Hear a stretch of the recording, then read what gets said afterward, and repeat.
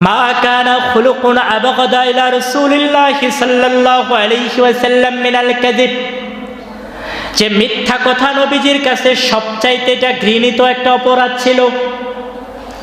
আল্লাহর হাবিব সাল্লাল্লাহু আলাইহি ওয়াসাল্লাম বলেছেন, ওয়ালাকাদ কানা আর-রাজুলু ইউহাদ্দিসু ইনদান নবী সাল্লাল্লাহু আলাইহি ওয়াসাল্লাম বিল কিযবাতি ফামা ইয়াযালু ফি নাফসিহি, বান্দা যখন মিথ্যা কথা বলতো, হে মুমিন, আমার নবীজির মনের মধ্যে সব সময় শুধু উদয় হতে থাকতো, আহ বান্দা মিথ্যা কথা বলেছে।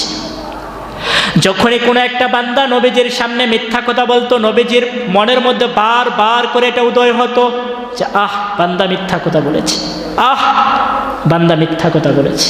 নবীজির মনের মধ্যে এটা সব খালি উদয় হতেই থাকতো, উদয় হতেই থাকতো। বলে কতক্ষণ পর্যন্ত উদয় হতো? আল্লাহর হাবিব বলেছেন, হাত্তা ইয়ালামা আন্নাহু ক্বাদ আহদাসা মিনহা তাওবাতান, বান্দা যতক্ষণ পর্যন্ত ওই মিথ্যা থেকে তাওবা না করত, ততক্ষণ পর্যন্ত নবীর কাছে ওই মিথ্যাটা তার অন্তরের মধ্যে বারবার উদয় হতে থাকতো।